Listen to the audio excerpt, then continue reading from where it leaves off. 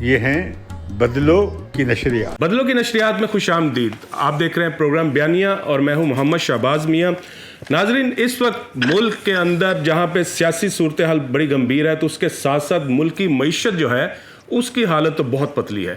عام آدمی جو ہے، غریب آدمی جو ہے، لوئر مڈل کلاس ہے، حتیٰ کہ جو مڈل کلاس ہے وہ اس وقت بہت پریشان ہے. 2 وقت کی روٹی کے لیے اگر پیٹرول جو ہے وہ 137 روپے لیٹر مل رہا ہے تو جو ڈالر ہے اس کی قیمت جو ہے 174 روپے کراس کرتی ہوئی دکھائی دے رہی ہے. اور جو اشیاء خورد و نوش کی قیمتیں ہیں وہ بھی آسمانوں کو چھوتی ہوئی دکھائی دے رہی ہیں، اور میڈیسن وہ آپ بہت زیادہ مہنگی ہوئی دکھائی دے رہی ہے. ساری صورتحال جو ہے انسان کی جو اصل سیاست ایک طرف رہ جاتی ہے. جب اس کے پیٹ میں روٹی نہیں ہوتی تو اس کو تو چاند بھی روٹی نظر آتا ہے. تو آئی ایم ایف جو ہے وہ پاکستان پہ مزید شرائط عائد کرنا چاہ رہا ہے، مذاکرات چل رہے ہیں. یہ ساری چیزیں ڈسکس کریں گے آج ہم اس اہم موضوع کو. اور ہمارے ساتھ ہوں گے جناب سینئر صحافی اور تجزیہ کار جناب امتیاز عالم صاحب، اور اسلام آباد سے ہمارے ساتھ ہوں گے ہمارے بزرگ صحافی اور کالم نویس جناب ضیاء الدین صاحب. سب سے پہلے ضیاء الدین صاحب آپ کی طرف ہی آتا ہوں کہ پاکستان کو آئی ایم ایف نے جو شرائط دی ہیں اس میں یہ ہے کہ آپ اپنی شرح سود کو بڑھائیں، ڈالر کا ریٹ جو ہے اس کو مارکیٹ ریٹ مقرر کرنے کی اجازت دی جائے، پاور سیکٹر میں اصلاحات لائیں اور قومی اداروں کی نجکاری کریں. یہ آئی ایم ایف نے کہا ہے اور یہ سارا پلان بنا کے آپ دیں. اس کے بعد پھر آئی ایم ایف کا بورڈ اپروو کرتا ہے یا نہیں کرتا یہ بعد میں ڈیسائیڈ ہوگا، کیونکہ جو پاکستانی وزارت خزانہ کی جو منصوبہ تھا، پلان تھا، اس کو تو آئی ایم ایف نے رد کر دیا. دیکھیں، یہ جو آئی ایم ایف نے ہمارے پلان کو رد کر کے اپنا جو پلان دیا ہے وہ کوئی نیا پلان نہیں ہے. یہ پلان جب ہم سائن کر رہے تھے 2019 میں ایکسٹینڈڈ فنڈ فیسلٹی کے لیے تو یہ سارے کنڈیشنز اس وقت بھی تھے اور ہم ان کنڈیشنز کو پورے نہیں کر سکتے تھے، اسی لیے یہ پوسٹ پون ہوتے رہے اور یہاں تک ہم پہنچ گئے. اب سچویشن یہ ہے کہ اگر ہم یہ کنڈیشن جو انہوں نے لگائی ہے اگر ہم نے پورے نہیں کیے تو ہمیں فردر جو ٹرانش جو ہے 1 بلین کا وہ نہیں ملے گا. اور اگر ہم نے پورے کر دیے تو ہماری اکانومی جو ہے وہ سٹک اپ ہو جائے گی، وہ بیٹھ جائے گی. سر پہلے کیا اکانومی ہماری اس کے جان ہے کہ اس میں کوئی ہڈی ہے؟ اس میں جان ہی نہیں ہے، پہلے جان ہی نہیں ہے. اور مزید کتنا بیٹھے گی سر؟ کیا ہوگا لوگوں کا، عام آدمی کا؟ جو نیگیٹو گروتھ ہوگی نا پھر تو پہلے اب تک تو جس کہتے ہیں کہ نیگیٹو گروتھ ابھی تک ہم پہنچے نہیں. سلو گروتھ ہوئی ہے، 0.3 کی ہوئی ہے، 0.2 کی ہوئی ہے، لیکن نیگیٹو نہیں ہوا. اگر یہ لگتے ہیں تو نیگیٹو ہو جائے گی اور نوکریاں جو ہے نا لوگوں کو نوکریوں سے نکالا جائے گا، یعنی جاب لیسنس اپنی ہائٹ پہ ہوگی. تو نہ ہم اس کو اگین یہ بھی مسئلہ یہی ہے کہ نہ ہم نگلتے بنتے نہ اگلتے بنتے آئی ایم ایف کو. تو ہمیں تو شروع سے ہی آئی ایم ایف کے پاس جانا نہیں چاہیے تھا. اب ہم چلے گئے ہیں تو ہم پھنس گئے. ہم اس سے نکل نہیں سکتے. ہم یہ نکلنے کے لیے میں نے اکثر جو ہمیں ایڈوائس ملتی ہے نان کہتے ہیں کہ آئی ایم ایف کے فیور میں جو نہیں ہوتے ہیں وہ لوگ کہتے ہیں کہ بھائی آپ اپنے پیروں پہ کھڑے ہو، اور پیروں پہ کھڑے ہونے کے لیے آپ نوٹ چھاپیں. دیکھیں، جب 2008 میں کرائسس آئی تھی، اکنامک کرائسس دنیا میں، تو انگلینڈ میں بینکس کو نیشنلائز کر دیا تھا. جب وہ لوگ کر سکتے ہیں یہ کام تو ہم کیوں نہیں کر سکتے؟ اور یہ جو سبسیڈائز کر رہے تھے کووڈ کے زمانے میں، یہ رچ کنٹریز اپنے لوگوں کو دے رہے تھے، پیسے دے رہے تھے، کہاں سے دے رہے تھے؟ وہ نوٹ چھاپ کے دے رہے تھے. ہم کیوں نہیں کر سکتے؟ اچھا آپ سر سوری میں آپ کی بات یہاں پہ بھی ذرا کروں گا. نوٹ چھاپنا تو میرے جیسے جو معیشت کا طالب علم ہے وہ یہ سمجھتا ہے کہ جب نوٹ چھاپے جاتے ہیں تو اس سے پھر افراط زر بڑھتا ہے. یہ تھوڑا سا کلیئر کر دیجیے. آپ نے بڑی اہم بات کی ہے کہ نوٹ چھاپ کے ہم اس کرائسس سے نکل سکتے ہیں. اس میں ایک مسئلہ ہے، نوٹ چھاپیں اور لوگوں کے ہاتھ میں پیسے دیں. جب لوگوں کے ہاتھ میں پیسے ہوں گے تو وہ مارکیٹ میں جائیں گے لوگ چیزیں خریدنے کے لیے. چیزیں جو خریدنے کے لیے جب ڈیمانڈ بڑھے گی تو لوگ پروڈیوس کریں گے.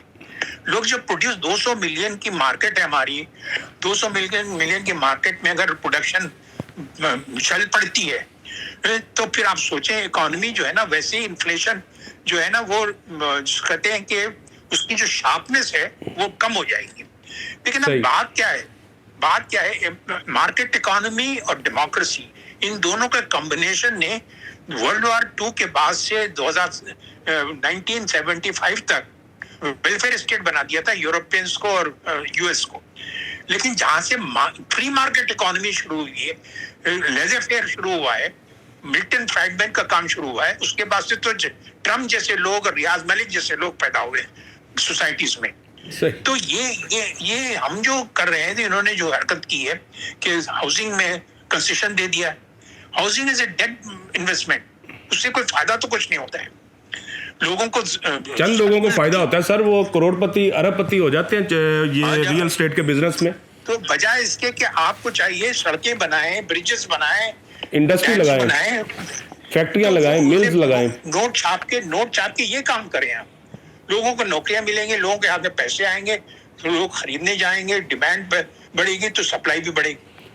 تو یہ ایک تھیوری ہے اور یہ اپلائی ہو چکی دنیا میں, ایسی بھی بات بھی نہیں کہ نہیں ہوئی. انفلیشن ڈیفینیٹلی ہوگا نوٹ چھاپنے سے, لیکن اس کی دوسرا اسپیکٹ بھی تو دیکھیں. ٹھیک ہو گیا جی. امتیاز صاحب, ضیاء الدین صاحب نے پورا ایک متبادل نقشہ پیش کر دیا, متبادل جو ایکشن پلان ہے وہ انہوں نے دیا. یہ کینز کے فالوور ہیں سر, یہ کینز کے فالوور ہیں یا کیسے ہیں؟ تھیوری کو انہوں نے سر جسٹیفائی کیا اور بتایا ہے. جب گریٹ ڈپریشن آیا تو کینزین فارمولا یہی تھا, انہوں نے کہا امریکہ سے کہا ڈالر چھاپو اور اسٹیٹس کبھی بینکرپٹ نہیں ہوتی, اس سے جاب کریٹ ہوگا, سپلائی سائڈ اکنامکس بھی کہتے ہیں اسے. اس کا چھوٹا سا حربہ تڑکا لگایا تھا شوکت ترین نے. نتیجہ کیا نکلا کہ اب جب وہ گئے ہیں آئی ایم ایف کے پاس تو انہوں نے وہ رد کر دیے. ان کے ساری جو پروجیکشن تھی کہ اتنے فیصد گروتھ ہوگی, اتنی ایکسپورٹ بڑھے گی, اتنی امپورٹ جائے گی, اتنا کرنٹ خسارہ ہوگا, اتنا انفلیشن ہوگا افراط زر, اتنا جو ہے ہماری ایکسپورٹس بڑھ جائیں گی, اور اتنا ہمارا فسکل ڈیفیسٹ ہوگا یعنی بجٹ خسارہ ہوگا. ہمارے سارے حسابات جو ایسٹیمیٹ ہم کر کے گئے تھے وہ غلط ثابت ہوئے, جھوٹے ثابت ہوئے, اور آئی ایم ایف نے وہ رد کر دی. جب آپ کی رپورٹ ہی غلط ہو گئی جائزے کی تو آپ کس بنیاد پہ انہیں کیا پرپوز کر سکتے ہیں؟ کچھ نہیں کر سکتے. لہٰذا آئی ایم ایف نے اپنا متبادل پروگرام دے دیا ہے. اب اس وقت جو ہے ہمارا جو مہنگائی ہے پاکستان میں, وہ جو ہماری تقریباً جو خرد و نوش کی اشیاء کی جو مہنگائی ہے وہ 18% چلی گئی ہے, ہول سیل کی 19% چلی گئی ہے. ایک سینسٹیو انڈیکس ہوتا ہے حساس, جیسے پیٹرول ہے, جیسے ڈیزل ہے, بجلی کے ریٹس ہیں, یہ بھی کوئی 14% سے آگے چلی گئی ہے. اب آپ دیکھیں نا, روپیہ جب یہ آئے تھے تو تحریک انصاف کی حکومت اب 50 روپے اور سستا ہو گیا ہے ڈالر کے مقابلے میں. 175 3 سال میں 50 روپے 124 سے 174 175 پہ چلا گیا ہے. پیٹرول 92 سے 137 روپے پہ چلا گیا ہے. ابھی وہ آئی ایم ایف میں مزید آئے گا کہ اب آپ دیکھیں نا کہ جو پیٹرول بھی ہے, مثال کے تو گھی ہے جو ہم امپورٹ کرتے ہیں, ایڈیبل آئل, اس میں 100% ڈیوٹیز ہیں. ابھی پچھلے دنوں ڈیوٹیز کم کی نا انہوں نے کہ ہم 50% ہمارے امپورٹ کا بڑا بل جو ہے وہ سیکنڈ بڑا بل جو ہے, ہمارا جو پیٹرول ہم بیچ رہے ہیں اس پہ 25 روپے ٹیکسز ہیں. اور وہ کہتے ہیں لیوی ٹیکسز ہم نے کم کر دیے ہیں. نہیں, پیٹرول میں 25, اب آپ وہ لے لیں نا بریک اپ اس کا, تو اس میں حساب لگایا گیا ہے کہ 137 روپے فی گیلن میں 25 روپے سرکار کے پاس چلے جاتے ہیں ویریس ٹیکسز کی اس پہ. اب ہم نے کیا کیا کہ ہماری جب امپورٹس بڑھ گئی, اب یہ دیکھیں نا عجیب معاملہ ہے اس سرمایہ دارانہ معیشت کا کہ جی اگر آپ روپیہ سستا ہوگا تو آپ کی ایکسپورٹس بڑھ جائیں گی, برآمدات نہیں بڑھی. اچھا, پھر ٹیکسز لگا دیے امپورٹ کی سٹیج پہ, اس سے ٹیکس تو بڑھے لیکن امپورٹس کم نہیں ہوئی, امپورٹس اور بڑھ گئی. کیونکہ جب معیشت کا جب چلے گی تو آپ کے ساری انپٹس جو ہے را مٹیریلز اور انٹرمیڈیٹ گڈس آپ باہر سے منگواتے ہیں, اسی پہ ایکسپورٹ بھی کرتے ہیں. صحیح.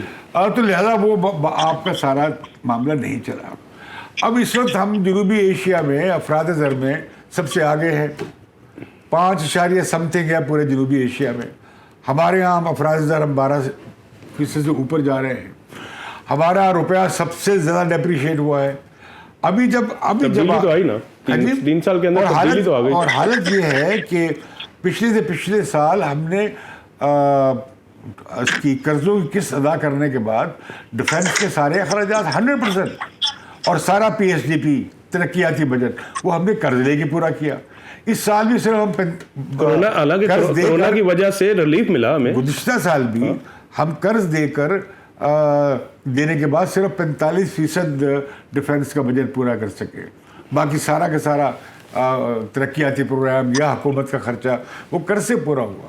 اب وہ IMF کہتا ہے کہ جی نہیں, آپ کی پرائمری ڈیفیسٹ جو ہے, آپ کا بجٹ خسارہ جو ہے وہ 0 ہوگا یا 6% ہوگا. 6% کا مطلب یہ ہے کہ آپ بھلے خسارے کر کے قسط ادا کریں قرضے کی, اور باقی جو آپ نہیں کریں گے ڈیفیسٹ, لیکن وہ پھر کیا ہوگا, وہ جو خرچے ہیں باقی کہاں سے پورے ہوں گے.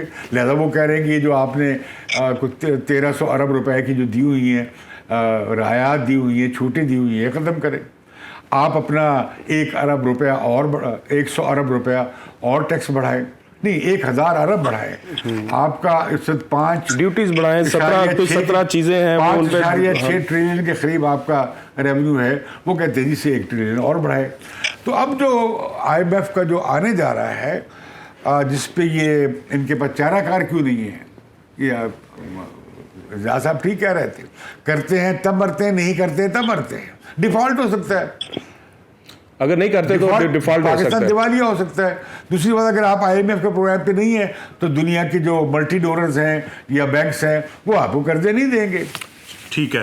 تو زیادہ میں کہنے جا رہا ہوں کہ یہ جو ہماری دستنگر معیشت ہے نا, ہماری انکم ہے دستنگر ڈپینڈنٹ, یہ نہیں چل سکتی. اور اس کے اوپر ہم نے ایک بڑی عمارت قومی سلامتی کی ریاست کھڑی کر دی ہے. اب اس کا خرچہ یہ چھوٹی سی معیشت اتنے بڑے اوپر کے بلائی ڈھانچے کا خرچہ نہیں اٹھا سکتی. اچھا, استداد کو یہ بات کہیں ڈسکس نہیں ہوتی, یہ کہیں ڈسکس کرنے کی تیاری کوئی نہیں ہے. آمدنی 100 روپے, ریاست کا خرچہ 200 روپے, کیسے چلے گا؟ لہذا وہ قرض بڑھتا جاتا ہے. اب وہ قرض جا کے ایک سٹیج میں جا کر اب آپ قرضے لے کر قرض دے رہے ہیں, بڑے مہنگے قرضے لے کر آپ قرض اتار رہے ہیں. 13% تک ہم نے بورو کیا ہے کمرشل ذرائع سے. وہ گھر کے برتن بھی بک جائیں گے. تو لہذا میں سمجھتا ہوں کہ بہت بڑا کرائسس ہے. اس میں جو خوفناک بات ہے وہ یہ, غریبی بہت بڑھے گی, بے روزگاری بہت بڑھے گی, اور IMF کا پروگرام آئے گا تو آپ دیکھیں گے کہ معاملہ اور ترقی کی شرح جو تھوڑی بہت پچھلے سال نظر آئی وہ آپ کو دیکھیں نیگیٹو میں چلی جائے گی. اور جس سے کیا ہوگا کہ بے روزگاری بھی پیدا ہوگی, جس سے مہنگائی بھی آئے گی, جرائم, افراد بھی ہوگی, اور روپیہ شاید 200 روپے سے بھی آگے چلا جائے, اور پیٹرول جو ہے 170-80 پہ پہنچ جائے. اور پھر یہ ہے کہ سود کی شرح بھی بڑھانی پڑے گی, اس لیے کہ سود کی شرح بڑھائیں گے نا تاکہ لوگوں کو پیسہ ملے گا تو لوگ بچت میں ڈالیں گے, اسکیم میں ڈالیں گے. صحیح. لیکن اس شرح پہ کوئی لے کے کاروبار کیسے کرے گا؟ 15-16% پہ کون لے کے کاروبار کر سکے گا؟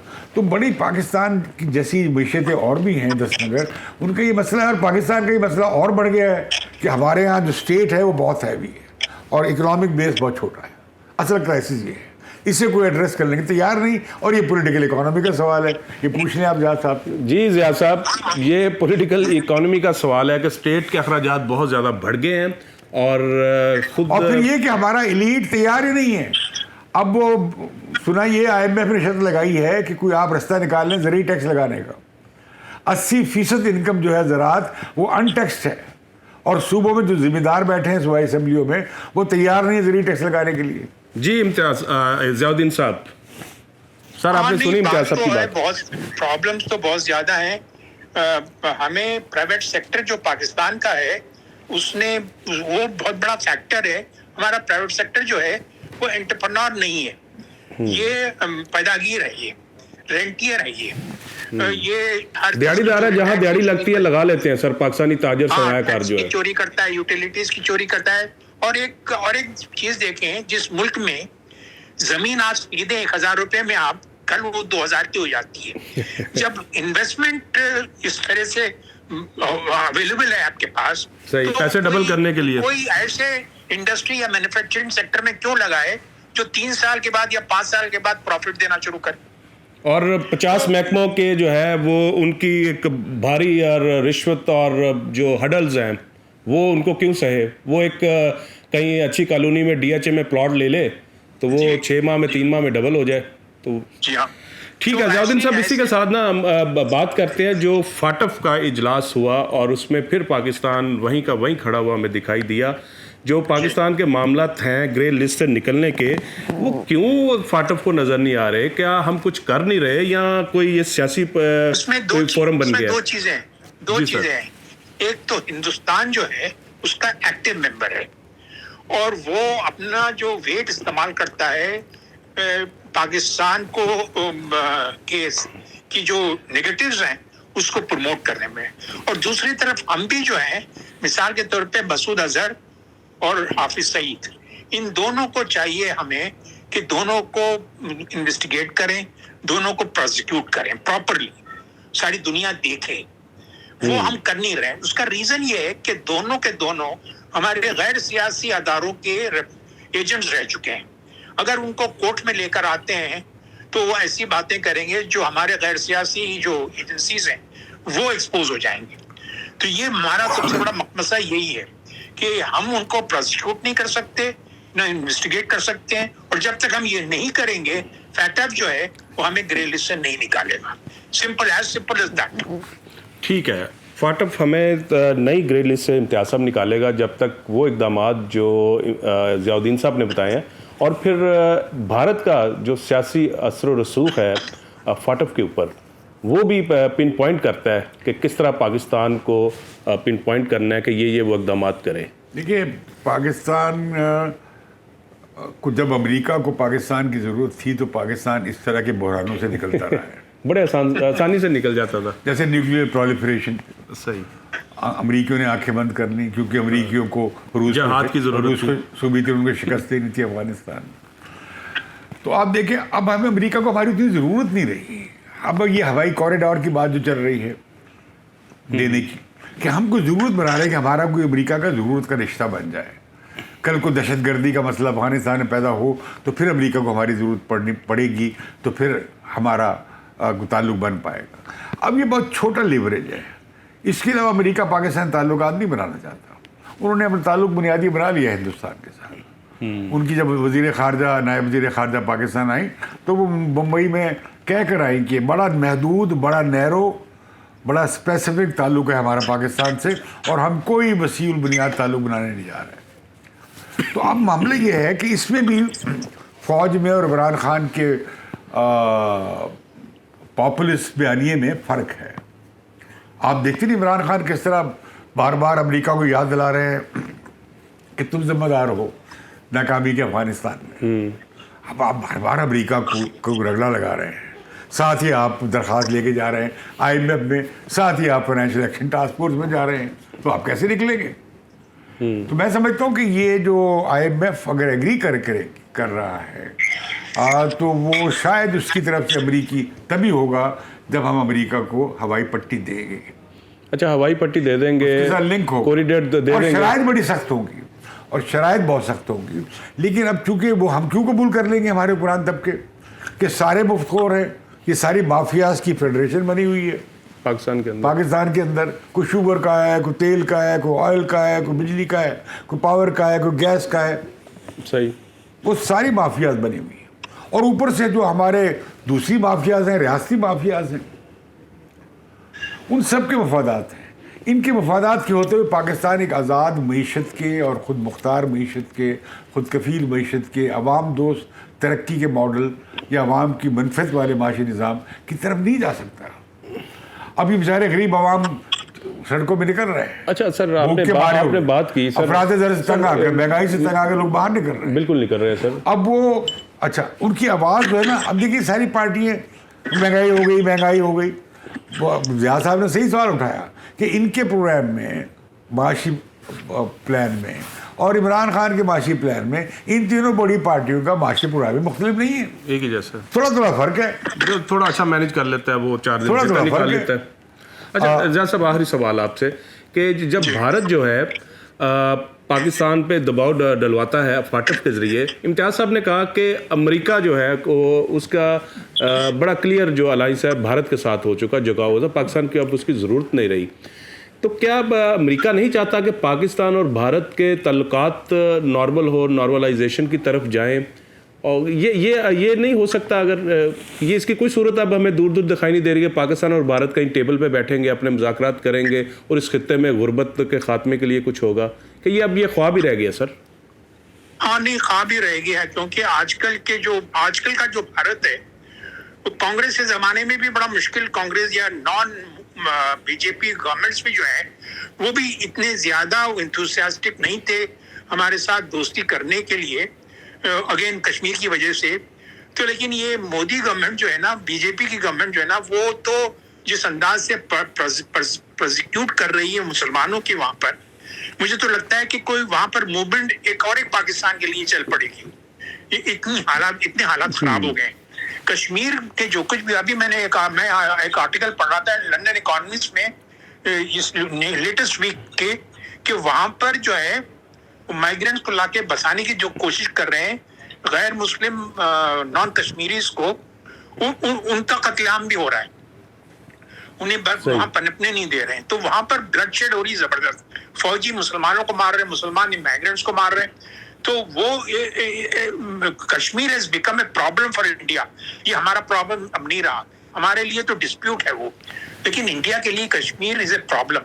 اور وہ مجھے تو لگتا ہے کشمیر میں حالات یہی رہیں گے تو لے ڈوبے گا کشمیر ہندوستان کو, بہت برا حال ہوگا, اور بہت برا حال ہوگا. جی آپ بات کریں. جی امتیاز صاحب آپ بتائیں کہ یہ جو کہا جاتا تھا کہ ممالک ترقی نہیں کرتے, خطے ریجن ترقی کرتے ہیں, تو یہ تو پھر ختم ہو گئی بات. بھارت ترقی کر رہا ہے, بنگلہ دیش ترقی کر رہا ہے, پاکستان پیچھے کا پیچھے رہ گیا. ہماری اس میں تو ہماری اپنی غلطیاں ہیں. ہم 14 دفعہ IMF کے پاس جا چکے ہیں. ہر دفعہ ہم جاتے ہیں, پیسے لیتے ہیں, قرضہ لیتے ہیں دنیا میں ہر جگہ سے, اور پھر تن آسانی ہم کرتے ہیں. ہم دیکھیں نا, ایک زمانے میں تقریباً 30-35 سال تک ہندوستان ایک ہی گاڑی چلاتی تھی, امبیسڈر. اس کے پاس کوئی لگژری گاڑی نہیں تھی. اس نے تو ہندوستانیوں نے, چائنیز نے قربانیاں دی ہیں سر ان کے حکمرانوں نے. ٹھیک ہے, بالکل درست کہہ رہے ہیں. ہمارے پاس تو ایک ہی راستہ ہے کہ ہم چین کے ساتھ جو ہمارا پروگرام ہے یہ سی پیک کا, اپنی پرائیورٹی کے حساب سے ایک عوام دوست ترقی کا ماڈل اختیار کریں, اپنے خرچے کم کریں, اپنا سارا فوکس ترقی کی طرف لے جائیں, اپنے عوام ترقی. آپ سی پیک کے ذریعے ترقی کہہ رہے ہیں, چین کے ذریعے ترقی کہہ رہے ہیں, سی پیک اور چین کے ذریعے ترقی. جی ضیاء صاحب آپ اس پہ کچھ کہنا چاہ رہے تھے سی پیک کے حوالے سے. سی پیک سے فائدہ اٹھانے کے لیے ہمیں چاہیے کہ ہم man power, skilled man power پیدا کریں, جس کی طرف کوئی دھیان نہیں دے رہا. ہم ابھی بھی جو ہے اسلامک ماسٹر ایم اے کرواتے اسلامک اسٹڈیز میں, ہم اسکل مین پاور استعمال نہیں کر رہے. جب تک ہم اسکل مین پاور پیدا نہیں کریں گے ہم سپیک سے کوئی فائدہ نہیں اٹھا پائیں گے. ٹھیک ہے, بہت شکریہ ضیاء صاحب آپ کا, بہت شکریہ ضیاء صاحب آپ کا, امتیاز صاحب آپ کا بھی بہت شکریہ. ناظرین یہ تھا ہمارا آج کا پروگرام بیانیہ.